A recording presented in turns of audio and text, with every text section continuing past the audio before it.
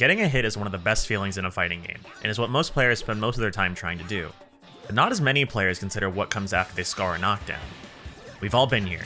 We score a hit in neutral which ends in a slide knockdown. As the opponent's getting up, we try and keep the momentum with a meaty. Then they wake up and one of these things happen. After this happens, the momentum you had is completely gone, and your opponent will probably realize that you don't know how to keep them in pressure after you knock them down, allowing them to try and wheel a lot more on defense and get out like they just did. Hi, I'm Nabibi, and today I'm here to try and help you solidify your offense in the corner by teaching you 2 different safe jumps and how to cover the opponent's options and keep them on defense when they get up. At least one of these should work with your character. You'll just need to spend some time in training mode and figure out which one's better for you. Before we get into the actual safe jumps, I'd like to take a second to list the things we need to cover with them. So you get a sliding knockdown. When this happens, we're going to need to cover a few immediate options. They are up tech, down tech, and delay tech. There are ways for every character to cover these options. You'll just need to get creative with your character and their assists to do it. While doing this, you'll also need to cover reversal options like 2H, wake up mashing, reflect, dash out, up tech backdash, dragon punches, and level 3s. But thankfully, both of these setups that I'll be showing you today will cover all of these things. I'll also be covering a few of these more in depth later in the video. Alright, now that we've talked about that, let's get into it. When your character scores a sliding knockdown with jump heavy and you hit the ground, you're going to whiff your fastest light button and then neutral jump. On the way down, as your opponent is getting up, you're going to use jumping heavy again to meaty them and then immediately block after inputting the move. The reason you choose to do jumping heavy here is because we'll cover all air options like up tech backdash or falling button, and we'll also cover all grounded options and be safe to reversals like we talked about before. There are a few parts of this safe jump that I'd like to explain. The reason you do neutral jump first is because it covers the best space for if they try and dash out of your pressure while still meeting other options.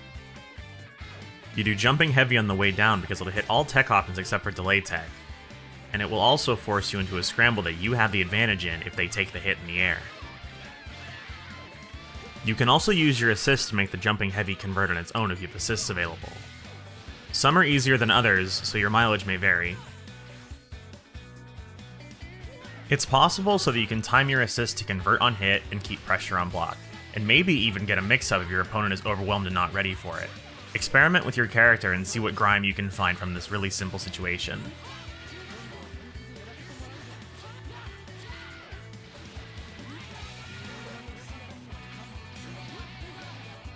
If your character can't get slide knockdowns very easily this way, or at all for that matter, this is where we'll talk about the next safe jump method, which utilizes Air Dragon Rush to knock them down.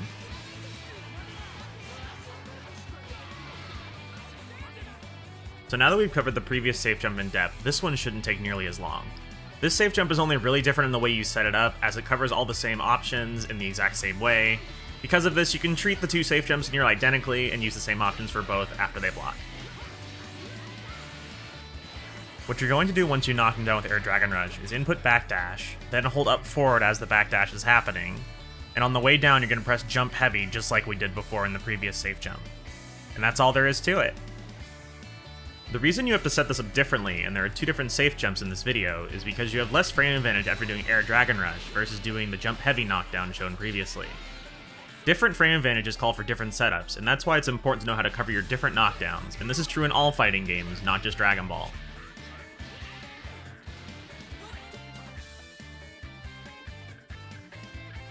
It doesn't really matter which safe jump you decide to do as long as your character can do the one you're going for. So make sure to go into training mode and learn what your character can use and when it's best to use each. Now you're playing with safe jumps in your game. Your opponent actually has to think about blocking on wake up, and congrats! Now you have better offense than most people on net play. However, we still have quite a few things to cover about this, so sit tight. Now that we've shown off the safe jumps, I'm going to explain what you need to do them and get into the important details. What you've seen till now shows that you need a normal guy jump heavy, like SSJ Goku's, for both setups. However, for the jump heavy version to work, you'll also need a fast light to whiff when you hit the ground. The slower the jab, the less tight the setup will be. You can do these safe jumps with other jumping heavy normals like Android 21s, which keep them in airborne hit stun after the hit rather than smacking them down to the ground. However, it's way harder to convert off of it if they do elect to take the hit. But with enough practice, I'm sure you can get it down over time like this. Now that we understand how these safe jumps work, it's important to note the only characters that can't do at least one of these methods are Android 16, Hit, Blue Gogeta, and Janemba, because their jumping heavies are really different from everyone else's and you stay airborne after using them, so they can't function how we want them to for this use case. These characters can definitely still safe jump in some way like everyone else. They just have their own ways to do it and will not be covered in this video. Be sure to go check out the respective Twitter hashtags to try and find out what you need for them. In case you didn't know about the Twitter character hashtags, I'll have a link below where you can find all of them as of this recording. Thanks to Tatsu for keeping them in a nice tidy place. I briefly mentioned it earlier, but haven't really talked about a really important option until now, which is delay tech and how you should deal with it. In case you didn't know, your opponent can delay their wake up for up to 30 frames. That's a long time you have to cover for, and unless you're willing to mash to victory, which is forsaking safety for pressure and continued offense, they're probably going to find a way out of your setup. If your opponent decides to delay tech your setup hoping to get out, this is where assist can come into play. Instead of mashing auto combo once your meaty whiffs hoping to hit them as they get up, call one of your assists instead and just block while the assist meaties for you. And once you see that your opponent is blocking, that's when you get to continue your offense again. Keep in mind that not all assists are created equal, so experiment with the assists you have and see what works best for the situation. If you don't have any assists when you safe jump and they delay tech, you can still press the issue with said mashing and be willing to give up safety for the chance of getting your turn back, or just give up your turn and see what they decide to do and stay safe. It's your choice, really. Just try out stuff and see what works for you against different types of people. Remember, one option that doesn't work against someone doesn't mean it won't completely destroy somebody else. Keep it varied, and try everything. The last defensive option I want to cover today is dealing with Reflect, because it's an insanely strong and simple option that doesn't have a ton of straightforward solutions. Thankfully, there are at least a few things you can do against it, but you have to be really dialed into what's going on in the situation. One thing to note beforehand is that if you do hit them with the jumping heavy on the way down, you should have more than enough time to hit confirm it into a full combo. So try not to mash and just hit confirm it instead. This is very important, so take it to heart and mentally prepare yourself to approach it like this from now on, or this might happen to you.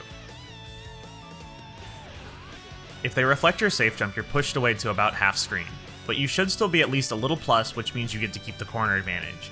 In this state, be very wary of reflect tag because you'll need to 2H it on incoming.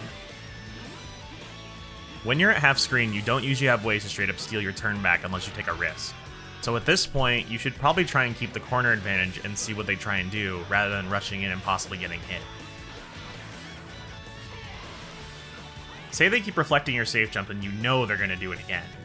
All you need to do this time if you want to bait it is press your jump heavy a little early on the way down so the normal whiffs. Doing this makes it look like you're going to do the safe jump still, but then instead, the reflect whiffs and you get that sweet medium starter and can kill the character for free. Reacting to reflect is going to be a skill that will likely take a long time to sink, as you'll need to see more scenarios where it can happen. But once you do start understanding those scenarios, it's likely to become a cornerstone of your offense and how you approach the game overall.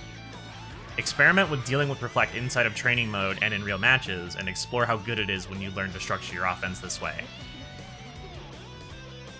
So now that you understand when to use safe jumps, we should also talk about when you shouldn't use these examples and decide to opt for something else instead.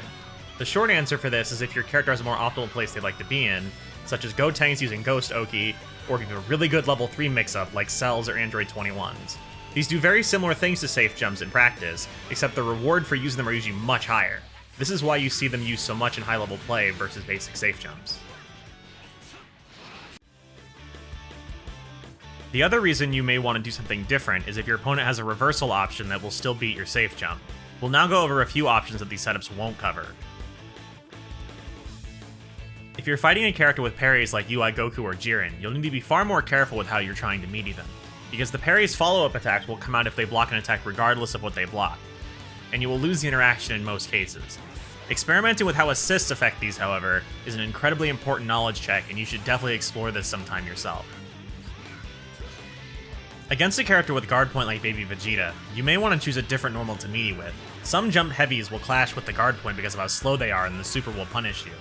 whereas if you choose a different normal, it may recover in time and work as intended. Safe jumping this super in particular requires your safe jump to be quite tight, so using assists here is also a viable and much safer alternative.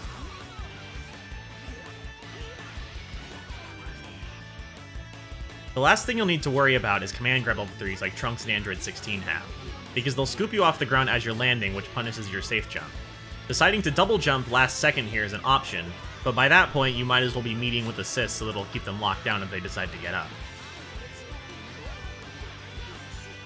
These safe jumps shown off in this video work for most characters and will get you far with just using them. However, don't be afraid to explore your character a little more and see what they can do uniquely as well. Having more layers in your offense is always a good thing, and you might learn something cool about your characters in the process. Just try stuff out and be creative. And that's it. Thank you so much for watching. I think we've covered basically everything relevant to these safe jumps for now. There's a lot of information in this video, so don't be afraid to go back and watch some stuff a few more times if you need to. There's a lot of nuance to offense in this game, so keep trying new stuff and see what works for you. I hope you learned something and you enjoyed yourself. If you know a friend or someone else who needs help with their offense, please send this video their way so you can help each other level up and keep enjoying Dragon Ball FighterZ together. If you enjoyed the video and would like to see more from me, please subscribe to the channel, like the video, and let me know what other kinds of topics you'd like to see me cover. If you'd like to get more involved with me and my content, you can follow me over on Twitter, and I also stream a bunch of things over on Twitch, so drop me a follow on both. Thanks for watching, have a great day, and until next time, stay cute.